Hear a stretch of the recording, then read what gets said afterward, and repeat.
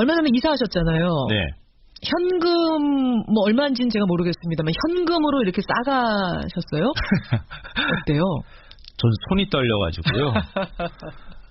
그 수표를 받아가지고 가는데도 네. 손이 떨려가지고 수표로 하셨죠. 네, 그렇게 하기도 하거나 네. 아니면은 그것도 사실 은행이 대출해줄 때 수표를 주는 거고요. 그렇죠. 보통은 다 계좌로 보내는 거죠. 은행이 대출할 때도 이게 수표로 주지 그 큰 돈을 현금으로 이렇게 주는 일은 쉽지 않은데 그러니까 현금으로 10억 원을 가져왔더라. 그래서 참 개수기로 세야 했는데 이게 희한했다라고 집을 판 사람이 검찰에서 증언을 했다는 얘기예요. 요즘 그렇게 현금 쓰는 사람은 최순실 씨 말고는 없을 거예요. 최순실 씨가 그 집 보증금으로 1억 5천만 원인가요? 5만 원권 현금 다발로 가져갔다고 그러잖아요. 유명하죠. 네. 알겠습니다. 뭐 하여튼 국정원 그 원세훈 전 원장의 부인 주장은 뭐 이런 거니까요. 우리가 그것도 참고해가면서 수사의 흐름을 지켜보도록 하고요. 결론은 나겠죠. 예, 밝혀지겠죠. 행가는 뭐 가져오셨습니까? 지난 1년 동안 대법원을 흔들었던 사법부 블랙리스트 의혹. 예. 이 대법원 추가조사위원회가 어제 충격적인 조사 결과를 발표했습니다. 예. 이 법원행정처가 사법개혁을 요구하는 판사들의 성향과 가족관계까지 사찰을 하고 대응책까지 만든 사실이 드러났습니다. 이 판사 사찰한 양승태 대법원, 이 뉴스 행간을 좀 살펴볼까 합니다. 그러니까 법원의 행정처라는 곳이 있는데 법원 행정처가 마치 법원의 국정원 같은 역할을 했다 이런 말까지 나와요. 네, 맞습니다.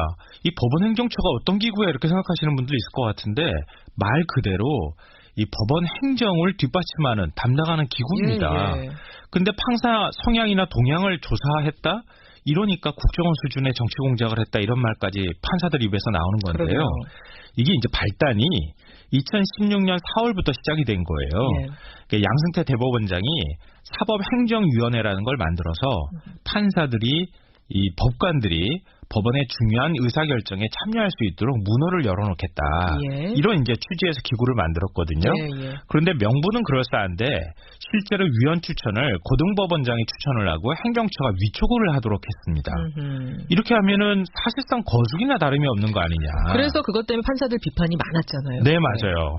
그러니까 고등법원장한테 위원을 선임할 때 참고용 자료로 쓰라. 그러면서 판사들을 이른바 동향을 파악해서 성향을 분류해가지고 자료를 줬다는 겁니다. 분류를 해버린 겁니다. 예, 그러니까 한마디로 배제해야 할 판사와 중용해야 할 판사를 구분하기 시작했다는 건데요. 이게 나중에 블랙리스트 의혹으로 터져나오기 시작했던 겁니다. 판사 동향을 파악한 법원행정처. 이 뉴스의 행간 이면 들어가겠습니다. 첫 번째 행간은 판사들을 빨파검으로 구분했다입니다. 빨파검이 뭐예요? 이 색깔입니다. 빨간색, 파란색, 검은색. 검정판사. 60여 명의 판사들, 일종의 후보군에 들어있는 판사들을 색깔로 구분을 했다는 건데요. 우리 법 연구회와의 관계, 뭐 법원 내 상징성 이런 것들을 고려해서 색깔을 다 구분해가지고 제가 파일 그 안에 들어있는 걸 봤는데요. 이렇게 했는데 예를 들면 출신 대학, 소속된 연구 모임, 성향 이런 것들을 구분을 해서 거기다 적어놨습니다. 뭐 예컨대 서울대 법학과 출신 모 판사, 우리 법 연구의 핵심이지만 주장이 강한 편은 아니어서 1순위 후보인 빨간색으로 처리하고 2순위 후보인 파란색은 서울대 법제 출신의 우리법 인권법 모임 전 회원이었고 진보 성향이고 젊은 법관들에게 상당한 영향력을 보유했다. 그러니까 잠시 뒤로 미루는 2순위. 마지막 3순위. 뭐 별로 내용도 없어요. 사실 우리 관심 바뀌다 이런 식의 어떤 표현으로도 보이는데요. 현 우리법 연구회 회장. 강성 이렇게 돼 있습니다. 땡. 형은 우리법 연구회 회장. 더 이상 말할 필요도 없다. 강성. 이렇게만. 그러니까 한마디로 양승태 대법원의 불편한 말을 하는 판사들은 의견을 내는 기회조차도 박탈했다는 얘기예요. 그렇지 않은 판사는 포함시키려고 했고 박근혜 정부 블랙리스트와 다를 게 뭐가 있겠습니까? 그러니까 어제 이거 뭐 결과 보니까 블랙리스트는 없었던 거 아니야? 라고 하시는 분이 계실지 모르겠습니다만 이름을 블랙리스트하고 쭉 적지 않았을 뿐이지 1등급, 2등급, 3등급 사실상의 블랙리스트가 다 있었다는 거잖아요. 무슨 고기도 아니고 무슨 등급을. 빨간색, 파란색, 검정색, 빨파검 판사들이 나눠져 있는 그 리스트는 나온 겁니다. 두 번째 행간은 뭔가요? 두 번째 행간은 원세훈 유죄 나올까봐 법원이 더 불안해했다입니다. 이게 지금 조금 전에 노회찬 의원하고 제가 인터뷰 나눈 바로 그 부분인 건데 뭐가 나온 거예요? 그러니까 가장 심각한 이번에 문제가 되는 게요. 원세훈 전 국정원장 재판 동향을 법원 행정처가 미리 파악을 하고 대처를 했다는 겁니다. 그러니까 원 전 원장 항소심 판결에 행정처가 조직적으로 개입한 정황이 드러났다는 건데요. 그러니까 이번 판결에 BH 이 청와대 최대 관심 현안이 바로 이번 판결이고 이 선고 전에 항소 기각을 기대하면서 법무비서관실을 통해서 그 뜻을 청와대에서 전달을 했다. 문의를 했다. 이런 내용이 기록되어 있습니다. 청와대에서 먼저 문의를 했다? 네. 여기에 법원행정처가 청와대에 어떻게 알리거나 답변을 했느냐. 재판부 의중을 파악하려고 노력하고 있다. 1심과 달리 결과 예측이 어려우며 행정처도 불안해하고 있다. 이렇게 내용이 나옵니다. 그러니까 문의를 한 청와대도 웃기는 거고요. 네. 법원이 지금 단독 독립적으로 판결을 하는데 거기다 문의를 한 것도 웃기고 거기다 대고선 우린 못합니다. 이게 뭡니까가 아니라 그렇죠. 파악하려고 노력하는데 잘 안 되네요. 불안하네요. 아니 왜 불안해합니까? 법원이 왜 불안해요? 원세훈 전 원장이 불안해야지. 청취자 4325님 쏟아지는 뉴스마다 기가 막힙니다. 온몸에 힘이 빠지네요. 이런 문자가 들어올 법합니다. 그러니까 항소심에서 유죄 판결이 났잖아요. 1심하고 뒤집어져서 1심엔 무죄였는데 우병우 전 민정수석이 불만을 표시하고 항고심 절차를 조속히 진행하고 대법원 전원합의체에 회부해달라고 희망했다는 부분도 나오는데요. 이 말대로 다 됐습니다. 그렇죠. 이게 영향을 줬는지 안 줬는지 우리는 확실치 않지만 잘 모르지만 영향을 줬다고 추정할 수밖에 없지 않겠습니까? 그러게요. 사법부가 독립됐다. 법관은 법과 양심에 따라 판결한다. 이것도 의심할 수밖에 없는 상황이 됐습니다. 마지막 행간 하나 더 보죠. 마지막 세 번째 행간은 진짜 핵폭탄은 더 있을지 모른다입니다. 진짜 핵폭탄이라는 게 무슨 말씀이세요? 이번에 그 조사 대상자의 가들이 사용했다고 하는 법원 행정처에 있었던요. 그 컴퓨터가 4대거든요. 그 안에 있는 컴퓨터 파일을 다 열어봤느냐? 못 열어봤습니다. 열어는 보지 않았어요? 아니요.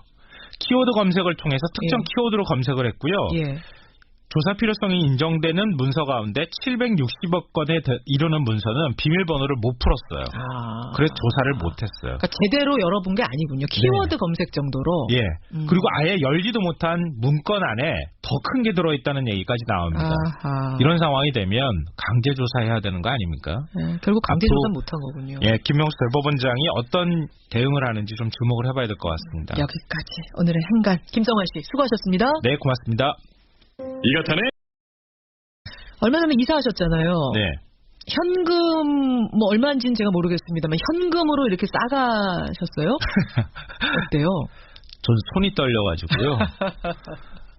그 수표를 받아가지고 가는데도 손이 떨려가지고 수표로 하셨죠.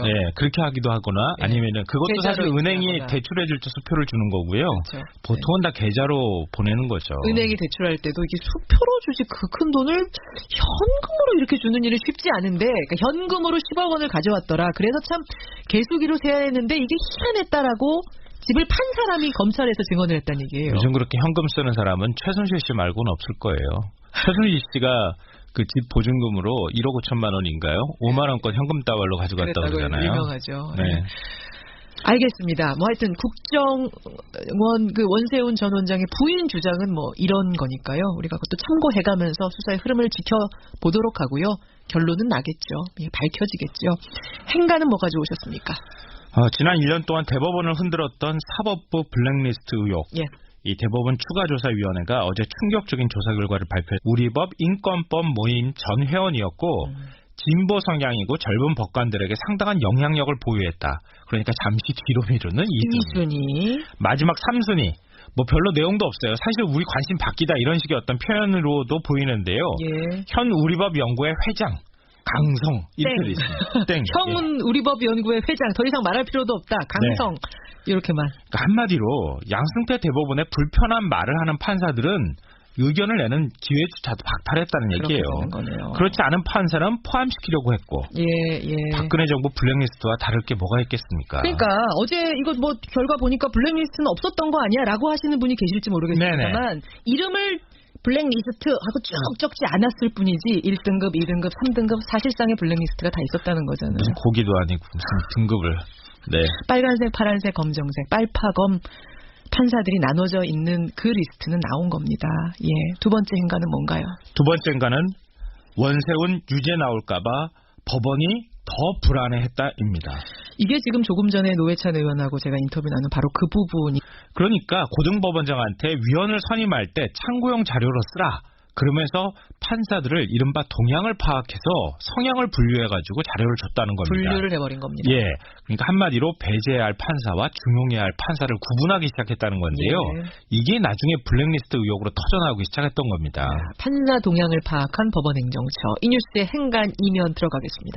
첫 번째 행간은 판사들을 빨파검으로 구분했다입니다. 빨파검이 뭐예요? 이 색깔입니다. 빨간색, 파란색, 검은색. 검정판사. 60여 명의 판사들, 일종의 후보군에 들어있는 판사들을 색깔로 구분을 했다는 건데요. 우리법 연구회와의 관계, 법원 내 상징성 이런 것들을 고려해서 색깔을 다 구분해가지고 제가 파일 그 안에 들어있는 걸 봤는데요. 이렇게 있는데 예를 들면 출신 대학, 소속된 연구 모임, 성향 이런 것들을 구분을 해서 거기다 적어놨습니다. 예컨대 서울대 법학과 출신 모 판사, 우리법 연구의 핵심이지만 주장이 강한 편은 아니어서 1순위 후보인 빨간색으로 처리하고 2순위 후보인 파란색은 서울대 법제 출신의 이 법원행정처가 사법개혁을 요구하는 판사들의 성향과 가족관계까지 사찰을 하고 대응책까지 만든 사실이 드러났습니다. 이 판사 사찰한 양승태 대법원, 이 뉴스 행간을 좀 살펴볼까 합니다. 법원의 행정처라는 곳이 있는데 법원 행정처가 마치 법원의 국정원 같은 역할을 했다 이런 말까지 나와요. 네, 맞습니다. 이 법원 행정처가 어떤 기구야 이렇게 생각하시는 분들이 있을 것 같은데 말 그대로 이 법원 행정을 뒷받침하는 담당하는 기구입니다. 근데 판사 성향이나 동향을 조사했다? 이러니까 국정원 수준의 정치 공작을 했다 이런 말까지 판사들 입에서 나오는 건데요. 이게 이제 발단이 2016년 4월부터 시작이 된 거예요. 그러니까 양승태 대법원장이 사법행정위원회라는 걸 만들어서 판사들이 이 법관들이 법원의 중요한 의사결정에 참여할 수 있도록 문호를 열어놓겠다. 이런 이제 취지에서 기구를 만들었거든요. 그런데 명분은 그럴싸한데 실제로 위원 추천을 고등법원장이 추천을 하고 행정처가 위촉을 하도록 했습니다. 이렇게 하면은 사실상 거수기나 다름이 없는 거 아니냐. 그래서 그것 때문에 판사들 비판이 많았잖아요. 네, 맞아요. 인 건데 뭐가 나온 거예요? 그러니까 가장 심각한 이번에 문제가 되는 게요. 원세훈 전 국정원장 재판 동향을 법원 행정처가 미리 파악을 하고 대처를 했다는 겁니다. 그러니까 원전 원장 항소심 판결에 행정처가 조직적으로 개입한 정황이 드러났다는 건데요. 그러니까 이번 판결에 BH, 이 청와대 최대 관심 현안이 바로 이번 판결이고 이 선고 전에 항소 기각을 기대하면서 법무비서관실을 통해서 그 뜻을 청와대에서 전달을 했다. 문의를 했다. 이런 내용이 기록되어 있습니다. 청와대에서 먼저 문의를 했다? 네. 여기에 법원행정처가 청와대에 어떻게 알리거나 답변을 했느냐. 재판부 의중을 파악하려고 노력하고 있다. 1심과 달리 결과 예측이 어려우며 행정처도 불안해하고 있다. 이렇게 내용이 나옵니다. 그러니까 문의를 한 청와대도 웃기는 거고요. 법원이 지금 단독 독립적으로 판결을 하는데 거기다 문의를 한 것도 웃기고 거기다 대고선 우린 못합니다. 이게 뭡니까가 아니라 그렇죠. 파악하려고 노력하는데 잘 안 되네요. 불안하네요. 아니 왜 불안해합니까? 법원이 왜 불안해요? 원세훈 전 원장이 불안해야지. 정치자 4.3